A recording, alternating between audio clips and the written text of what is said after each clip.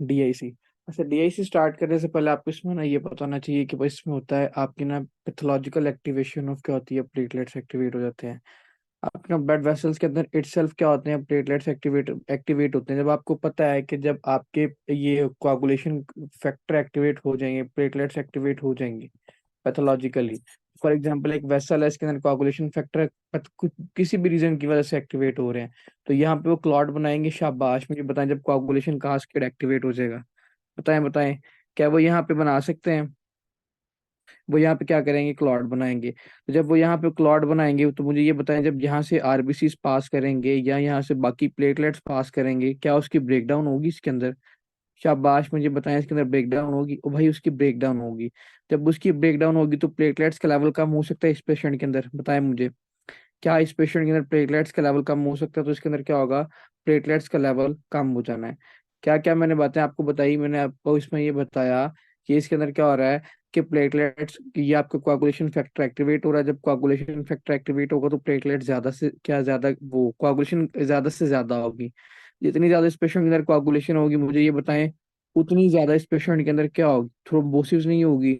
जितनी ज्यादा इस पेशेंट के अंदर थ्रोम्बोसिस होगी, उतने ज्यादा प्लेटलेट्स आगे जब गुजरेंगे वहां से क्या करेंगे, टूटेंगे नहीं उसके अंदर। शाबाश, बताएं, उसमें से टूटेंगे ना। तो जब उसके प्लेटलेट्स टूटेंगे यहाँ से, तो क्या होगा इस पेशेंट के अंदर, प्लेटलेट्स का लेवल डिक्रीज नहीं कर देगा, थ्रोम्बोसाइटोपेनिया नहीं हो जाएगा इस पेशेंट के अंदर, हिमोलाइसिस नहीं हो रही इस पेशेंट के अंदर।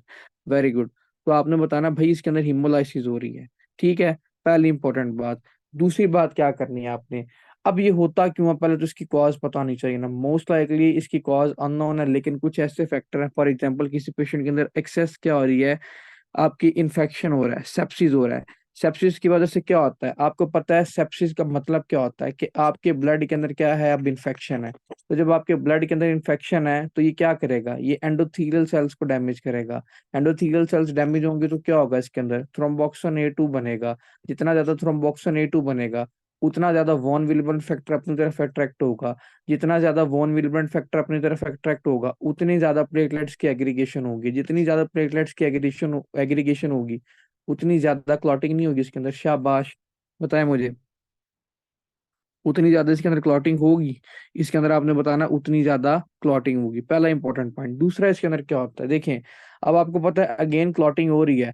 क्लॉटिंग हो क्यों रही है, एक तो पैथोलॉजिकल कॉज की वजह से क्लॉटिंग हो रही है। दूसरा, अभी मैंने आपको बताया ये वेसल थी, यहाँ से अगर फॉर एग्जाम्पल एक प्लेटलेट पास करेगा तो उसकी ब्रेकडाउन होगी इसके अंदर।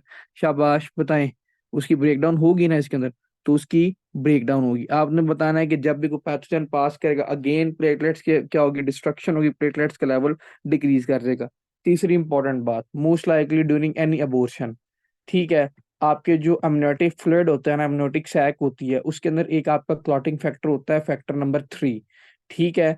जब क्या होता है जी, very good Siraj, factor number 3 होता है जब क्या होता है, during delivery factor number 3 expose होता है, या उसका प्लेसेंटल अब्रप्शन होगी, कोई भी कॉज होगी, फैक्टर 3 उसकी बॉडी में आ गया। तो जब उसका फैक्टर 3 बॉडी में आ गया, अब फैक्टर 3 क्या करता था भाई, आपके किस पाथवे में आता था? शाबाश, पहले तो ये बताओ किस पाथवे में आता था, इंट्रिंसिक था कि एक्सट्रिंसिक था? वेरी वेरी गुड तसीन, ये आपका क्या था, एक्सट्रिंसिक पाथवे में था, ठीक है। प्रोथ्रोम्बिन टाइम इतना पीटी आता है इसमें। जब फैक्टर 3 इसके अंदर ज्यादा से ज्यादा एक्टिवेट होगा, तो इस पेशेंट के अंदर क्या होगा, मुझे ये बताएं। शाबाश, अगेन कोआगुलेशन ज्यादा नहीं होगी। Sir wait, please 2 minute wait please. अच्छा, इसके अंदर क्या होगा, ज्यादा से ज्यादा कोआगुलेशन नहीं होगी। जितने ज्यादा इसके अंदर क्या होगा, कोआगुलेशन होगी, उतनी ज्यादा इसके अंदर क्लॉटिंग नहीं होगी। जितनी ज्यादा क्लॉटिंग होगी, मुझे ये बताएं कि जब क्लॉटिंग ज्यादा होगी तो प्लेटलेट्स दोबारा नहीं टूटेंगे, प्लेटलेट्स का लेवल डिक्रीज कर देगा। शाबाश, बताते जाएं, with the passage of time. मैं भी क्लास ज्वाइन करता हूँ, ओके। हाँ जी, शाबाश, बताते जाएं, बात समझ में आई कि नहीं आई? ओके। अब इसके अंदर सेकेंडरी कुछ कॉजेज लिख लें, फॉर एग्जांपल आपकी एडिनो कार्सिनोमा भी करवा सकता है, ठीक है। एक्यूट प्रोमालिटिक ल्यूकीमिया भी करवा सकता है आपका, ठीक है। क्या करवाता है, एक्यूट प्रोमालिटिक ल्यूकीमिया भी करवा देता है। ये ल्यूकीमिया किसके अंदर आता है, शाबाश, पता है किसी को? ये ल्यूकीमिया किसके अंदर आता है, किसकी सब टाइप थी ये? WBC नहीं पढ़े आपने? एक्यूट माइलॉइड ल्यूकीमिया के अंदर आता है आपका एक्यूट प्रोमालिटिक माइलोसिटिक ल्यूकीमिया। ठीक है, एक्यूट माइलॉइड ल्यूकीमिया। ठीक है, या स्नेक बाइट की वजह से भी क्या हो सकता है, आपके जो कोagulation फैक्टर है ज्यादा से ज्यादा एक्टिवेट होगा। इस टॉपिक को हम क्या कहते हैं, मदर ऑफ डिजीज भी कहते हैं। ठीक है, ये याद रखना है, मदर ऑफ डिजीज भी बोलते हैं डीआईसी को।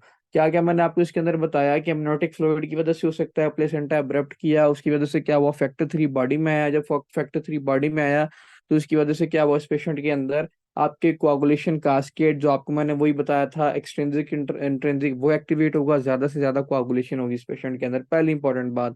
दूसरी हमने बात की सेप्सिस करवा सकता है, सेप्सिस वेरी इंपॉर्टेंट, इसको नहीं आपने भूलना। एक ऑब्स कॉम्प्लिकेशन में फैक्टर 3 वाली बात और दूसरा सेप्सिस वाली बात, बाकी बेशक भूल जाए सारी बातें।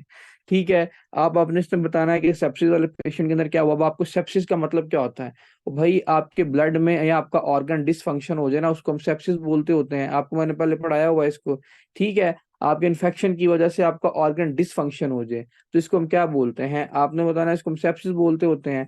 अच्छा, इसके अंदर क्या होता है, आपने ये बताना है कि आपका एंडोथेलियल सेल डैमेज होता है। जब आपका एंडोथेलियल सेल डैमेज होता है तो इसकी वजह से क्या होता है, आपका थ्रोम्बोक्सिन ए टू रिलीज होता है। जब आपका थ्रोम्बोक्सिन ए टू रिलीज होगा तो प्लेटलेट ज्यादा से ज्यादा, वॉन एलिमेंट फैक्टर एक्टिवेट होगा, प्लेटलेट ज्यादा से ज्यादा अट्रैक्ट होंगे।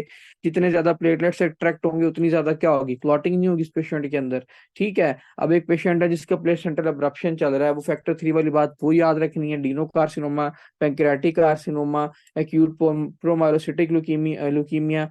और क्या करवा सकता है, स्नेक बाइट भी क्या करवाता है आपका, डीआईसी करवा देता होता है। अच्छा, अब इधर आ जाए, अब आपको पता है इसके अंदर प्लेटलेट्स का लेवल डिक्रीज करेगा, शाबाश। मैंने आपको पहली क्लास में पढ़ाया था कि जब प्लेटलेट्स का लेवल डिक्रीज करता है तो कौन कौन से फीचर आते हैं। इकाइमोसिस नहीं होता उस पेशेंट के अंदर, शाबाश बताएं। परप्यूरा नहीं होता उसके अंदर, पटैकिया नहीं होता उसके अंदर, ये सारे प्लेटलेट्स की डेफिशिएंसी की वजह से हो रही थी। प्राइमरी हिमोसिस मैंने पढ़ाया था आपको, ठीक है, पहले लेक्चर के अंदर। ये तीनों चीजें हम इस पेशेंट के अंदर देखेंगे। ठीक है, दूसरी इंपॉर्टेंट बात और हम इस पेशेंट के अंदर क्या देखेंगे, मुझे ये बताएं कि जब इस पेशेंट के अंदर ये सारी चीज, ये प्लेटलेट्स कम हो रहे हैं तो इसके अंदर जो ब्लीडिंग टाइम है वो ज्यादा कर देगा कि कम करेगा। ब्लीडिंग टाइम इस पेशेंट के अंदर बच्चों ज्यादा हो जाएगा। ठीक है, याद रखना है, ब्लीडिंग टाइम इज इंक्रीज। ठीक है, अब मुझे ये बताएं, पीटी और एपीटीटी पे कोई फर्क पड़ेगा, पीटी और एपीटीटी पे, पीटी एपीटीटी पे कोई फर्क पड़ेगा, शाबाश, कौन बताएगा, पीटी एपीटीटी पे इंक्रीज। वेरी गुड, तो ये कौन है, शिराज, इसका पीटी एपीटीटी क्या कर देगा, इंक्रीज। और भाई अब क्लॉटिंग होने में भी तो टाइम होगी, जितनी ज्यादा कोagulation कास्केड एक्टिवेट होगा उतना ज्यादा उस पेशेंट के अंदर और क्या होगा।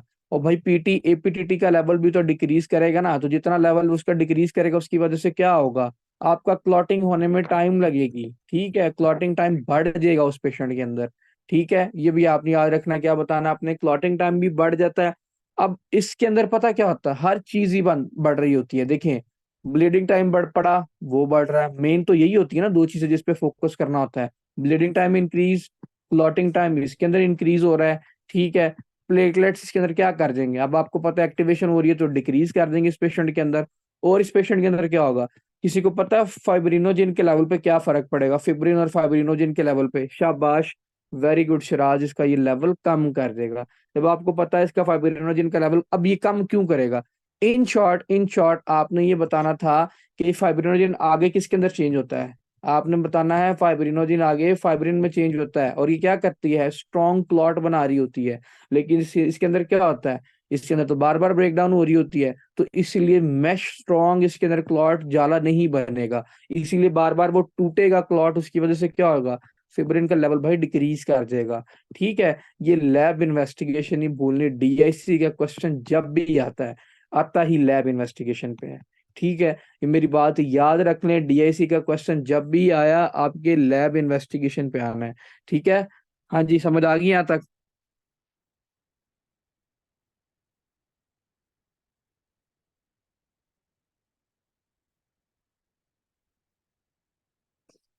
ओके, जगह क्लियर है तो ये वाली सारी बातें समझ में आई। अच्छा यार, मैंने आपको एक और बात बताई थी कि फॉर एग्जांपल एक वेसल है ना, ये वाली, यहाँ पे ऐसे करके क्लॉट पड़ा हुआ है। जब यहाँ पे ऐसे करके क्लॉट पड़ा हुआ है तो प्लेटलेट्स तो गुजरेंगे, उसकी तो डिस्ट्रक्शन होगी ही होगी। तो जब यहाँ से आरबीसीज गुजरेंगे उसकी डिस्ट्रक्शन नहीं होगी, शाबाश। कौन सा टॉपिक पढ़ा रहे थे, डीआईसी पढ़ा रहे थे तो कीर। हाँ जी, इसके अंदर क्या होगा, आरबीसीज की ब्रेकडाउन ज्यादा से ज्यादा होगी, जितनी ज्यादा आरबीसीज की ब्रेकडाउन होगी, मुझे ये बताएं इस पेशेंट के अंदर क्या होगा, बच्चों, अनीमिया नहीं होगा। तो मुझे सीबीसी पे क्या मिलेगा? एक तो अनीमिया मिलेगा, दूसरी मुझे क्या चीज मिलेगी? मुझे थ्रोम्बोसाइटोपिनिया मिलेगा। ठीक है, ये बातें नहीं भूलनी, बेशक सारा टॉपिक बाकी भूल दो, इसकी लैब्स नहीं भूलनी, ठीक है। अच्छा, अब इसमें इंपॉर्टेंट पॉइंट, इसमें हम डी डाइमर का लेवल चेक करते हैं, ठीक है। अब डी डाइमर का लेवल किसी को पता क्यों चेक करेंगे इसके अंदर? शाबाश।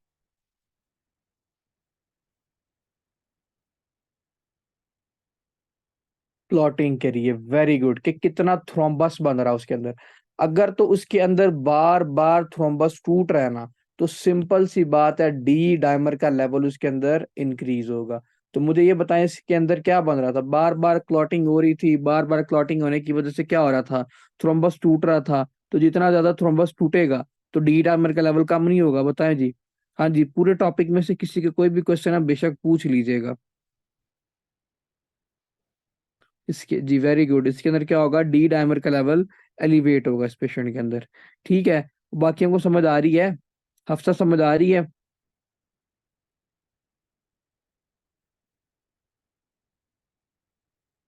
जी भाई, समझ आ रही है, बहुत अच्छे से आ रही है।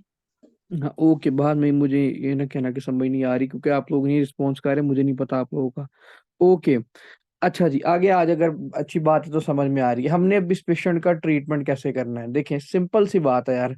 अगर तो सेप्सिस है, सेप्सिस वाले पेशेंट का हम क्या ट्रीटमेंट करते हैं? भाई हम इसको आईवी एंटीबायोटिक्स नहीं देंगे ज्यादा से ज्यादा, आईवी एंटीबायोटिक्स नहीं देंगे इसके अंदर, हम इसके अंदर आईवी एंटीबायोटिक्स देंगे प्रेफर। फर्स्ट लाइन आपने क्या करना है, सेप्सिस अगर है तो हम क्या करेंगे? सेप्सिस को ट्रीट करेंगे। दूसरी बात, मैं डीआईसी के ट्रीटमेंट में क्या करूंगा? मुझे ये बताएं कि इसके अंदर ब्लड लॉस हो रहा था, मैंने आपको कहा था अनीमिया हो रहा था, तो मैं इसके अंदर ब्लड ट्रांसफ्यूजन कर सकता हूँ? शाबाश, बताएं मुझे। मैं इसके अंदर ब्लड ट्रांसफ्यूजन करूंगा इसके अंदर। ठीक है, ये भी याद रखना है। तीसरी बात मैंने आपको क्या बताई कि इसके अंदर प्लेटलेट्स का लेवल डिक्रीज कर रहा था, तो मुझे ये बताएं, मैं इसके अंदर प्लेटलेट्स ट्रांसफ्यूजन करूंगा? बताते जाए मुझे, शाबाश, साथ साथ। जिसको कोई पॉइंट ना समझ में आए, मुझे वहीं पे रोक ले। ठीक है। चौथी इंपॉर्टेंट बात, मैं इसके अंदर क्या करूंगा? मुझे ये बताएं, मैं इसके अंदर एंटी कोआगुलेशन प्रेफर करूंगा, एंटी कोआगुलेशन ड्रग दूंगा इसके अंदर? हाँ जी बताएं। हेपरिन होगी, वारफरिन होगी, वो डिपेंड करता है हमने कौन सी देनी है। ठीक है, फर्स्ट लाइन में मैं हेपरिन दूंगा इस पेशेंट के अंदर। मैं इसके अंदर एंटी कोआगुलेशन ड्रग दे सकता हूँ? बताएं बताएं। ओके। साथ इसके अंदर मैंने क्या देना है इसके अंदर? और साथ इसको ऑक्सीजन दूंगा, आईवी फ्लूइड दूंगा। इस डिजीज का प्रॉपर ट्रीटमेंट हमारे पास नहीं है। We just do the symptomatic treatment. ठीक है, हमने उसके सिम्टम्स को ठीक करना होता है, प्रॉपर कोई ट्रीटमेंट हमारे पास नहीं है। हाँ, अगर तो उसका सेप्सिस है, अगर आप उसके सेप्सिस को ठीक कर लोगे तो वो उसको ऑब्वियसली सी बात है डीएसी ठीक हो जाएगा इसके अंदर। ठीक है, बस यही 3 से 4 इंपॉर्टेंट बातें हैं कि डीएसी को हमने कैसे ठीक करना है। समझ आ गई यहाँ तक कि कोई नहीं आई?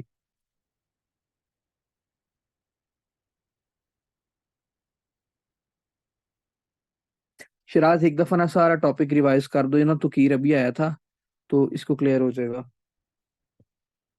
माइक ऑन करके, शाबाश।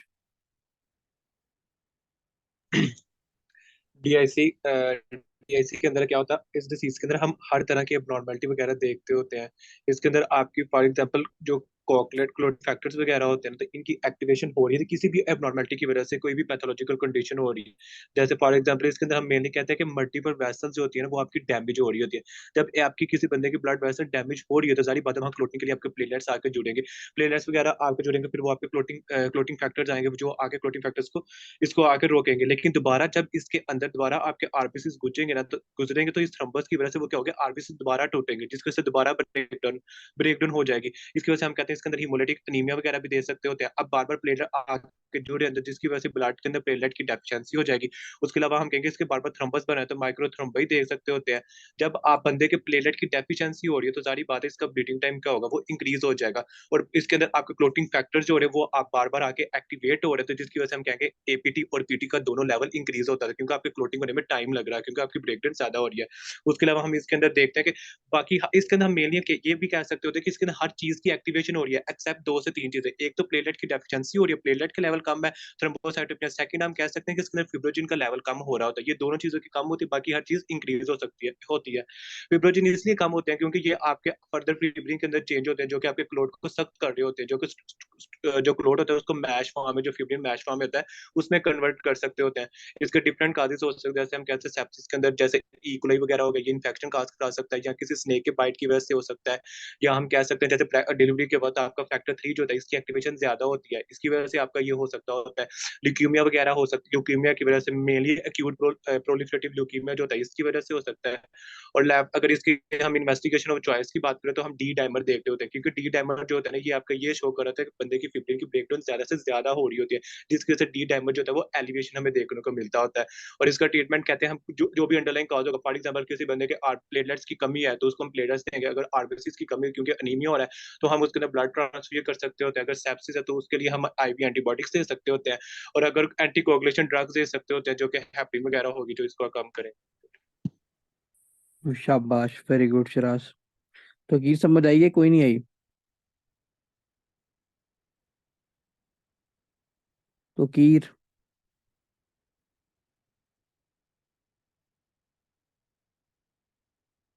ओके जी, अगर समझ में आ गई ठीक है। वेरी गुड शिराज, शाबाश बच्चे। अच्छा, आगे आ जाओ, थ्रोम्बोटिक थ्रोम्बोसाइटोपेनिक परप्यूरा। इस चीज के अंदर पता क्या होता है, सिंपल सी बात है। इसको ना उसने आगे दो कंडीशंस में डिवाइड किया हुआ है, ठीक है। हम इसके अंदर सबसे पहले डिस्कस करते हैं कि इसके अंदर होता क्या है। आपने बताना है कि जो इसके अंदर इसका एडम TS13 इंजाइम होता है ना, इसके अंदर उसकी डेफिशिएंसी हो जाती है, ठीक है। नाम से पता चल रहा है थ्रोम्बोटिक थ्रोम्बोसाइटोपेनिक परप्यूरा। थ्रोम्बस की वजह से क्या हो रहा है, आपके प्लेटलेट्स का लेवल इसके अंदर डिक्रीज हो रहा है, ठीक है। परप्यूरा उसके साइज के अकॉर्डिंग जो वो बनता है ब्रूस, उसको हम बोलते होते हैं। इसके अंदर आपने बताना है एडम TS13 एंजाइम की डेफिशिएंसी होती है। अब एडम TS13 का फंक्शन क्या होता है, शाबाश, पता है किसी को? अगर ये बच्चे को किसी को पता है उसको सारी डिजीज आती है ये वाली। एडम TS13 क्या करता है? वेरी गुड, वॉन विलिबेंट फैक्टर को ब्रेक कर रहा होता है, ठीक है। अब एक पेशेंट आया है, उसके अंदर क्या है, एडम TS13 एंजाइम की डेफिशिएंसी है, ठीक है। जब ये वाला एंजाइम उसमें डेफिशिएंट है तो बच्चे मुझे ये बताओ, क्या इस पेशेंट के अंदर जो वॉन विलिबेंट फैक्टर टूट रहा था, ब्रेक हो रहा था, जिसकी हमें जरूरत नहीं थी, वो टूटेगा? नहीं टूटेगा। जब इसका वॉन विलिबेंट फैक्टर टूटेगा नहीं, वॉन विलिबेंट फैक्टर का लेवल ज्यादा हो जाएगा। तो जितना ज्यादा वॉन विलिबेंट फैक्टर का लेवल होगा, बच्चे मुझे ये बताओ, उतने ज्यादा वो अपनी तरफ प्लेटलेट्स को अट्रैक्ट नहीं करेगा। शाबाश बताएं। उतने ज्यादा प्लेटलेट्स नहीं आएगा, GP1 भी एक्टिवेट होगा, GP2 भी होगा, थ्रोम्बोक्सिन A2 ADP बनेगा, प्लेटलेट्स को अट्रैक्ट करेंगे। वो सारी बातें जो हमने पहले लेक्चर में फिजियोलॉजी में पढ़ ली थी, ठीक है, वो सारे काम होंगे। तो मुझे ये बताएं कि एक वेसल है, उसके अंदर अगेन थ्रोम्बस बन गया, तो जब उसके अंदर थ्रोम्बस बन रहा है, इसके अंदर से जब प्लेटलेट्स गुजरेगा तो क्या वो टूटेगा नहीं? हम इसको लिख सकते हैं कि थ्रोम्बोसाइटोपिनिया हो रहा है। ऊपर जो डिजीज का नाम है उससे सारा कवर हो गया आपको, थ्रोम्बोटिक थ्रोम्बोसाइटोपेनिक परप्यूरा।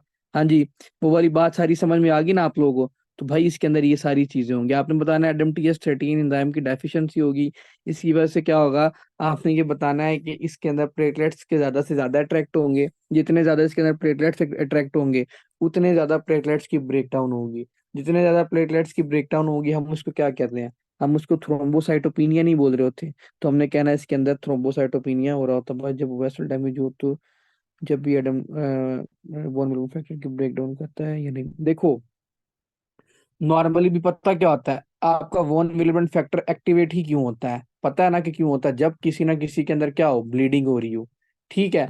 अब हमें कितने मॉलिक्यूल चाहिए थे, हमें 50 मॉलिक्यूल चाहिए थे वॉन विलेबेंट फैक्टर के, ठीक है, 50। बॉडी ने बना दिए 100। तो मुझे ये बताओ, 50 तो वेस्ट है ना, तो वो ज्यादा एक्टिवेशन नहीं करवाएगा इसके अंदर प्लेटलेट्स की, शाबाश।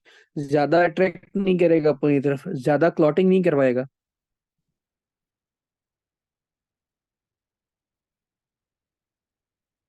ओके, दूसरी बात, साइज पे भी डिपेंड करती है, किसके? वॉन विलिब्रेंट फैक्टर के, ठीक है। अब उस फॉर एग्जांपल अगर वो लार्ज साइज के बना रहा है, ठीक है, मल्टी लार्ज साइज के वॉन विलिब्रेंट फैक्टर बना रहा है, तो उसके पास उतनी ही ज्यादा कैपेसिटी होगी, किसकी? भाई प्लेटलेट्स को अट्रैक्ट करने की। नॉर्मल इतने साइज पे अगर उसके 5 लग रहे हैं, इतने साइज पे उसके कितने लग रहे हैं, 20 लग रहे हैं, तो इसकी वजह से भी क्या होगा, ज्यादा एक्टिवेशन नहीं होगी, किसकी? ज्यादा से ज्यादा इसके अंदर क्या होगा, प्लेटलेट से अट्रैक्ट नहीं होंगे, कोआगुलेशन उतनी ज्यादा नहीं होगी। तो जितनी ज्यादा कोआगुलेशन होगी, मुझे ये बताओ इस पेशेंट के अंदर क्या होगा? शाबाश, प्लेटलेट्स का लेवल डिक्रीज करेगा, प्लेटलेट्स का लेवल इस पेशेंट के अंदर डिक्रीज कर देगा। अब इसी को थोड़ी सी बात को चेंज करते हैं। अभी हमने ऊपर पढ़ा था कि ये एक वेसल है, वेसल में से जब ये प्लेटलेट्स के क्लॉट ज्यादा से ज्यादा बन रहे हैं, प्लेटलेट्स बाकी गुजर रहे हैं, उसकी वजह से तो डिस्ट्रक्शन हो ही रही है, ठीक है। अब उसकी वजह से थ्रोम्बोसाइटोपिनिया हो रहा है। लेकिन जब यहाँ से आरबीसी स्पेसिफिकली गुजरेंगे तो आरबीसी की ब्रेकडाउन नहीं होगी। शाबाश, बताएं, आरबीसी की ब्रेकडाउन नहीं होगी। तो जब आरबीसी की ब्रेकडाउन होगी तो इस पेशेंट के अंदर अनीमिया हो सकता है। शाबाश, तो इस पेशेंट के अंदर क्या होगा? अनीमिया भी होगा। आपने बताना है कि जो इसके अंदर आरबीसी की शेप है किस तरह की हो जाएगी। शाबाश, पता है किसी को? ये मैंने आपको आयोटिक स्टेनोसिस में भी बात बताई थी, मुझे याद है।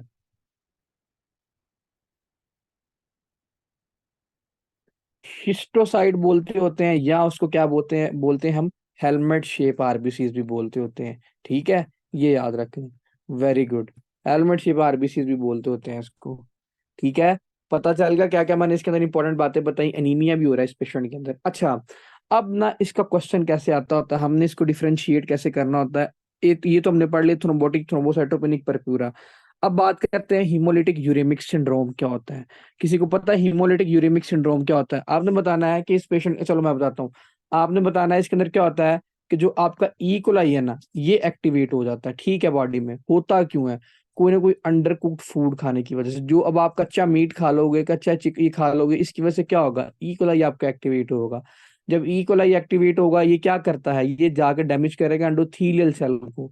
जब एंडोथीलियल सेल्स को डैमेज ये करता है, एंडोथीलियल सेल्स को डैमेज करने की वजह से क्या होगा? सारी कहानी वही, एंडोथीलियल सेल डैमेज हुआ इसके अंदर, फिर क्या होगा? वो थ्रोम्बोक्सिन ए टू रिलीज होगा, थ्रोम्बोक्सिन ए टू रिलीज होगा, प्लेटलेट्स को अट्रैक्ट करेगा अपनी तरफ। जब वो प्लेटलेट्स को अट्रैक्ट करेगा, वो क्या करवाएगा? कोआगुलेशन नहीं करवाएगा। पहले लेक्चर में बताया था थ्रोम्बोक्सिन ए टू क्या करता है, ठीक है। अब आपको पता है कि आपकी ये जो सेल मेम्ब्रेन किससे बनी होती है? फास्फोलिपिड से बनी होती है। इससे आगे क्या होता है? आर्चिडोनिक एसिड होता है, कॉक्स और लॉक्स में चेंज होते हैं। कॉक्स आगे क्या बनाता है? थ्रोम्बोक्सिन ए टू भी बना रहा होता है। तो जब आपको पता है कि एंडोथेलियल सेल ही डैमेज होगा, इसकी वो ये सेल मेम्ब्रेन डैमेज होगी, आर्चिडोनिक एसिड ज्यादा से ज्यादा बनेगा, कॉक्स ज्यादा से ज्यादा बनेगा, थ्रोम्बोक्सिन ए टू ज्यादा से ज्यादा रिलीज होगा। जितना थ्रोम्बोक्सिन ए टू रिलीज होगा, इसकी वजह से क्या होगा? प्लेटलेट से अट्रैक्ट होंगे। जितने ज्यादा प्लेटलेट से अट्रैक्ट होंगे, इस पेशेंट के अंदर क्या होगा? आपने बताना, कोआगुलेशन होगी। जितनी ज्यादा इसके अंदर कोआगुलेशन होगी, उतना लेवल प्लेटलेट्स का क्या करेगा? कम कर देगा इस पेशेंट के अंदर भी, ठीक है। थ्रोम्बोसाइटोपिनिया इसके अंदर भी हो रहा है, लेकिन ये एंजाइम की डेफिशिएंसी की वजह से नहीं हो रहा है। किसकी वजह से हो रहा है? ई कोलाई की वजह से हो रहा है, ठीक है। बात समझ में आ गई ये वाली? ये क्यों हो रहा है, ये वाली बात समझ में आ गई?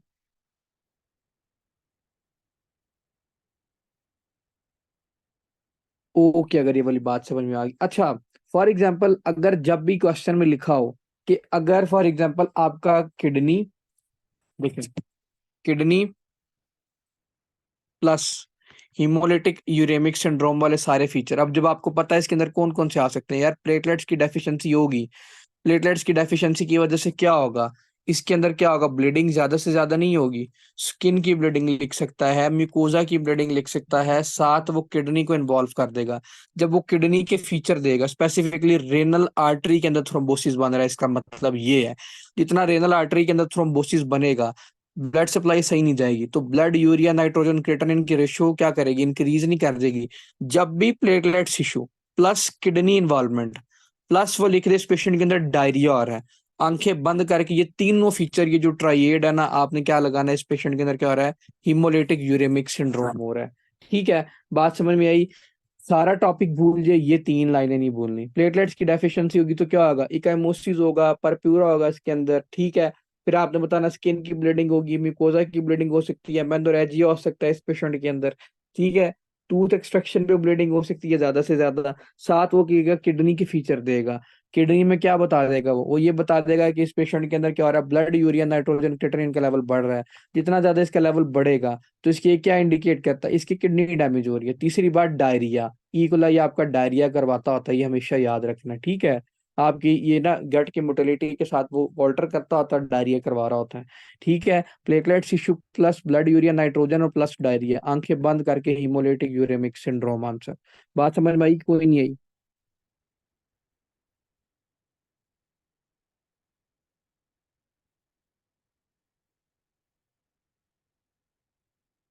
ओके। अच्छा, अब आगे आ जाओ। फॉर एग्जांपल अब बात करते हैं थ्रोम्बोटिक थ्रोम्बोसाइटोपेनिक परप्यूरा। इसके अंदर ना एडमटीएस 13 एंजाइम की क्या होती है, डेफिशिएंसी होती है। ये मैंने आपको पहली बात बताई। और इस पेशेंट के अंदर आपने बताना है कि जब भी एडमटीएस 13 की बात आएगी ना, जब भी टीटीपी की बात आएगी, थ्रोम्बोटिक थ्रोम्बोसाइटोपेनिक परप्यूरा, तो इसके अंदर वो क्या लिखेगा, प्लेटलेट्स के सारे फीचर बताएगा कि प्लेटलेट्स की क्या इसके अंदर डेफिशिएंसी है, वो क्या फीचर देगा। स्किन म्यूकोजा ब्लीडिंग हो रही है इसके अंदर, ठीक है। साथ वो इसके अंदर पता क्या लिखेगा, इसके बाद वो ये बात लिखेगा कि इसके अंदर क्या है कि ब्रेन की इन्वॉल्वमेंट हो रही है, ठीक है, ये लिखेगा। कैरोटिड आर्टरीज के अंदर क्या हो रही है, इसकी ज्यादा से ज्यादा थ्रोम्बोसिस हो रही है, ठीक है, ये वो बात लिखेगा। जब आपको पता है कि उसकी ब्रेन की इन्वॉल्वमेंट प्लस, अब ये क्वेश्चन आता है कैसे, ये देखिएगा, ब्रेन की इन्वॉल्वमेंट प्लस प्लेटलेट्स की डेफिशिएंसी, आंखें बंद करके इसका आंसर क्या लगाना है, इस पेशेंट के अंदर थ्रोम्बोटिक थ्रोम्बोसाइटोपेनिक परप्यूरा है, ठीक है। रीजन क्या है उसकी, जब उसकी कैरोटिड आर्टरीज इन्वॉल्व होंगी या उसकी ब्रांचेज इन्वॉल्व होंगी, प्लस प्लेटलेट्स की इसके अंदर आपको पता है एडमटीएस 13 एंजाइम की डेफिशिएंसी है, उसकी वजह से क्या होगा, ज्यादा से ज्यादा इस पेशेंट के अंदर ब्लीडिंग होगी, ठीक है। कैरोटिड आर्टरी इन्वॉल्व की तो इसकी वजह से क्या आ सकता है, फोकल न्यूरोलॉजिकल डेफिसिट, सीजर्स वगैरह उसको आएंगे, ठीक है। प्लस वो लिख देगा कि स्किन में ब्लीडिंग है, म्यूकोजा की ब्लीडिंग है, इसके अंदर मेनोरेजी है, what is most likely diagnosis. तो आंसर क्या होगा इसका, इसका टीटीपी आंसर होगा, ठीक है। सिंपल, इतनी 2 से 4 बातें इसमें इंपॉर्टेंट है, क्वेश्चन डिफरेंशिएट हो जाता होता है, ठीक है। हाँ जी, समझ आई कि कोई नहीं आई।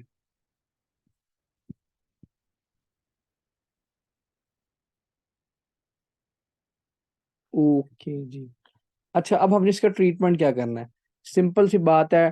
ट्रीटमेंट में क्या करना है, जिसके अंदर एंजाइम की डेफिशिएंसी है उसके अंदर तो हम कुछ नहीं कर सकते ना, सिम्टोमेटिक ट्रीटमेंट करना होता है इसका आपने, ठीक है। अच्छा, डायग्नोसिस रह गया इसका। डायग्नोसिस में क्या आना है, आपने ये बता देना है कि सिंपल सीबीसी करेंगे, सीबीसी पे हमें क्या मिलेगा, मैंने आपको बताया आरबीसी गुजरेंगे, उसकी वजह से अनीमिया हो जाएगा, ठीक है।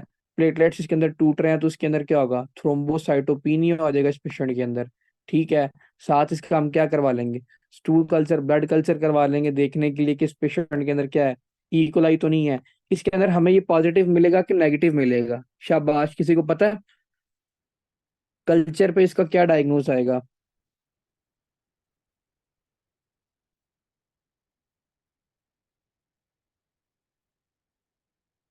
कोई लगा दो, इक्वलाई का पता चलेगा हमें कल्चर पे।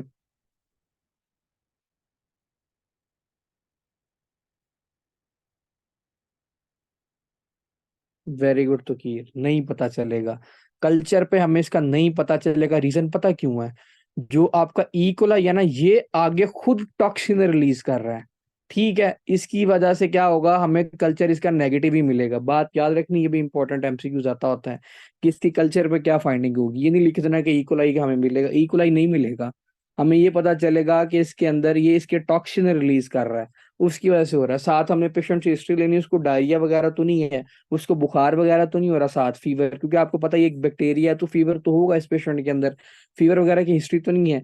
ये आपने साथ इसकी हिस्ट्री जरूर लेनी होती है, ठीक है। बाकी इसके अंदर हम पीटी एपीटीटी का लेवल चेक करेंगे, प्लेटलेट्स पे क्या इफेक्ट आएगा, प्लेटलेट्स का क्या लेवल होगा इसके अंदर, प्लेटलेट्स का सिंपल सी बात है, प्लेटलेट्स का लेवल इसके अंदर कम होगा, ठीक है। मुझे बताएं पीटीटी एपीटीटी पे क्या फर्क आएगा, पीटीटी एपीटीटी पे क्या फर्क आएगा, ज्यादा होगा, कम होगा कि नॉर्मल होगा। वेरी गुड सिराज, इसके अंदर जो एपीटीटी होगा वो क्या होगा, नॉर्मल होगा, ठीक है। यार यही इसके अंदर इन्वेस्टिगेशन करते हैं, सीबीसी कर लेते हैं, प्लेटलेट्स का लेवल चेक कर लेते हैं, एपीटीटी का लेवल चेक कर लेते हैं। साथ इसमें क्या करते हैं, हम इस पेशेंट के अंदर साथ कल्चर करके देखते हैं कि वो इकोलाई प्रेजेंट तो नहीं है, ये सारी चीजें देखते हैं। साथ हम इसके अंदर क्या करते हैं, सिटी स्कैन भी कर सकते हैं, उसकी देखेंगे कि आर्टरी के अंदर ज्यादा से ज्यादा थ्रोम्बोसिस तो नहीं हो रही, कैरोटिड आर्टरी है उसकी ब्रांचेस के अंदर, ठीक है। ये सारी इन्वेस्टिगेशन हम इसके अंदर करेंगे, ठीक है। बात समझ में आ गई, ये सारी इसकी डायग्नोसिस थी। तीसरा काम और इसके अंदर क्या कर सकते हैं, फॉर एग्जांपल मेरे पास एक पेशेंट आया है, उसके अंदर मैंने आपको बताया है कि ये हो गया है हीमोलिटिक यूरेमिक सिंड्रोम हो गया है। कल्चर तो इसका आया नेगेटिव, ठीक है। दूसरा मैं काम इसके अंदर क्या करूंगा, मैं इसके अंदर ब्लड यूरिया नाइट्रोजन क्रिएटिनिन का लेवल चेक करवाऊंगा, शाबाश, इनकी रेशियो देखूंगा, ब्लड यूरिया नाइट्रोजन क्रिएटिनिन की रेशियो क्या करेगी, इंक्रीज मिलेगी मुझे इसके अंदर, ठीक है। ये सारी इसके अंदर हम क्या करते हैं, इन्वेस्टिगेशन करते होते हैं। हमने भी इस पेशेंट का ट्रीटमेंट कैसे करना है, अब आपको पता है एनीमिया है, थ्रो इसके अंदर एनीमिया भी है, थ्रोम्बोसाइटोपिनिया भी है। आपने बताना, हम इसके अंदर सिंपल सी बात है प्लाज्मा फेरेसिस करेंगे। ठीक है। अगर इससे भी फर्क नहीं पड़ रहा तो साथ हम इसको कोर्टिकोस्टेरॉइड दे देंगे, जो इकोलाई रिलीज हो रहा है, टॉक्सिन रिलीज कर रहा है, ये ना करे तो कंडीशन काफी हद तक बेहतर हो जाएगी। ठीक है, बात समझ में आ गई?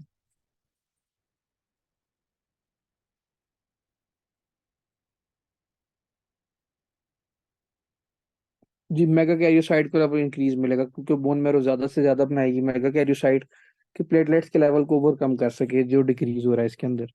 ठीक है। ओके जी, फिर आज के लिए छुट्टी कर रहे हैं, बाकी कल देखते हैं। किसी का क्वेश्चन है तो पूछ ले। कल से एनीमिया स्टार्ट करते हैं क्योंकि दूसरी क्लास में लेनी है ना। ओके जी, छुट्टी करें।